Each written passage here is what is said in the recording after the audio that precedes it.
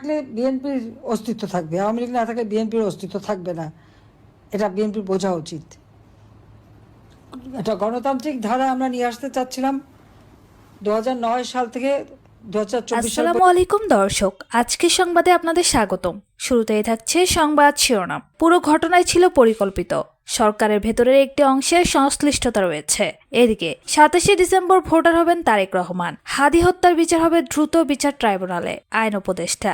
এবার বিস্তারিত। যারা প্রথম আলো, ডেইলি স্টার সহ সাংস্কৃতিক প্রতিষ্ঠানে হামলা চালিয়েছে, তারা জুলাই গণঅভ্যুত্থানের স্লোগানকে ব্যবহার করেছে, শরীফ ওসমান হাদির মৃত্যুকে ব্যবহার করেছে, আমাদের স্লোগানগুলোকে ব্যবহার করে সেখানে আক্রমণ করেছে এবং সেটার পক্ষে সম্মতি তৈরি করেছে। এই ঘটনা পরে আমরা বলেছি, এটার মধ্যে সরকারের ভেতরে একটা অংশের সংশ্লিষ্টতা রয়েছে। সমাজে অনেকদিন ধরে সম্মতি তৈরি করা হয়েছে, এটার সঙ্গে রাজনৈতিক ব্যাকআপ আছে। এই তিনটা ঘটনা একসঙ্গে না ঘটলে এত বড় সাহস সে রাতে করা সম্ভব হতো না। কয়েক হাজার মানুষ এটা ঘটিয়েছে তেমনও না। ফলে পুরো ঘটনায় পরিকল্পিত ছিল বলে মন্তব্য করেছেন জাতীয় নাগরিক পার্টির আহ্বায়ক এনসিপি। সোমবার রাজধানীর প্যান প্যাসিফিক সোনারগাঁয়ে সম্পাদক পরিষদ ও নোয়ার আয়োজিত যৌথ প্রতিবাদ সভায় তিনি এসব কথা বলেন। নাহিদ ইসলাম আরো বলেন, আজকের প্রতিবাদ সভায় সংহতি প্রকাশ করেছি। আজকে আমরা এই পরিস্থিতিতে দাঁড়িয়েছি, এটা আমাদের জন্য দুর্ভাগ্যজনক। এই পুরো সময়ে জুলাই গণঅভ্যুত্থান পরবর্তী সময়ে যে পরিবেশ ও বাংলাদেশ প্রত্যাশা করেছিলাম সে পথে আগাচ্ছি না। তিনি বলেন, শরীফ ওসমান হাদির একটি অ্যাক্সিডেন্ট হতে পারে এবং এরপরে কি কি ঘটনা ঘটানো হবে বাংলাদেশে, এটার একটি চক্রান্ত পরিকল্পনা আগে থেকেই করা হয়েছে। ঘটনাগুলো দেখে আমাদের কাছে এমনই মনে হয়েছে। ফলে এজন্যই বলছি, আমাদের জন্য দুর্ভাগ্যজনক যে জুলাইয়ের নাম বা শরীফ ওসমানের হাদিকে ব্যবহার করে এই ঘটনাগুলো ঘটানো হলো। আমরা মনে করি আমাদের সবারই এর পেছনে দায় আছে, আমাদের অনেক বেশি দায় আছে। আমরা যারা জুলাই গণঅভ্যুত্থানে অংশগ্রহণ করেছিলাম, ব্যক্তিগতভাবে আমি তথ্য মন্ত্রণালয়ের দায়িত্বে ছিলাম। এনসিপি আহ্বায়ক বলেন, আমাদের জন্য আরো দুর্ভাগ্যজনক মব ভায়োলেন্সে যে শব্দটা ব্যবহার করেছি, এই শব্দটার সঙ্গে প্রথম দিকে আমি একমত হতাম না। এই শব্দটার বিরোধিতা করতাম, কারণ আমরা যাদের বিরুদ্ধে লড়াই করেছিলাম তাদের পক্ষ থেকেই কথা বলা হয়েছিল জুলাই গণঅভ্যুত্থানের মবক্রেসি। ফলে বলেছিলাম এটা মবক্রেসি না।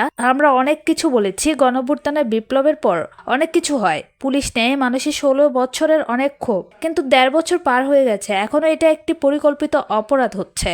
এটা পুরো দেশের রাজনীতি, নির্বাচন সেটাকে একদিকে নিয়ে যাওয়ার জন্য এই পরিকল্পনা চক্রান্ত।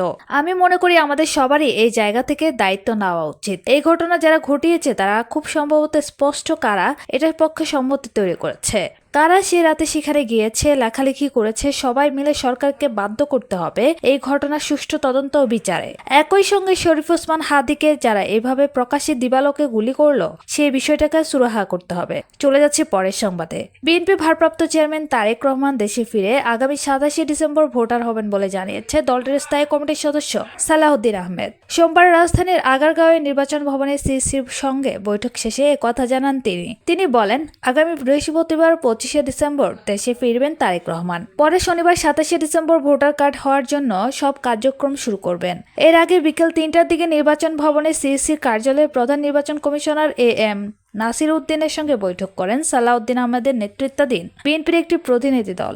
বৈঠকে নির্বাচন কমিশনার রহমানুল মাসুদ ও নির্বাচন কমিশনার সিনিয়র সচিব উপস্থিত ছিলেন। বিএনপির প্রতিনিধি দলের অন্য 2 সদস্য হলেন বিএনপি ভাইস চেয়ারম্যান ইসমাইল জবিউল্লাহ ও নির্বাচন কমিশনের সাবেক ভারপ্রাপ্ত সচিব ডক্টর মোহাম্মদ জাকারিয়া। প্রসঙ্গত, দীর্ঘ 17 বছরের লন্ডনে নির্বাসিত জীবন শেষে আগামী 25 ডিসেম্বর দেশে ফিরবেন বিএনপির ভারপ্রাপ্ত চেয়ারম্যান তারেক রহমান। তিনি আসন্ন জাতীয় সংসদ নির্বাচনে বগুড়া 6 আসন থেকে নির্বাচন করবেন বলে জানিয়েছেন। তবে তিনি এখনো ভোটার তালিকায় নিজের নাম অন্তর্ভুক্ত করেননি। তফসিল ঘোষণার পর ভোটার তালিকায় নাম অন্তর্ভুক্ত করতে হলে নির্বাচন কমিশনের অনুমোদন নিতে হবে।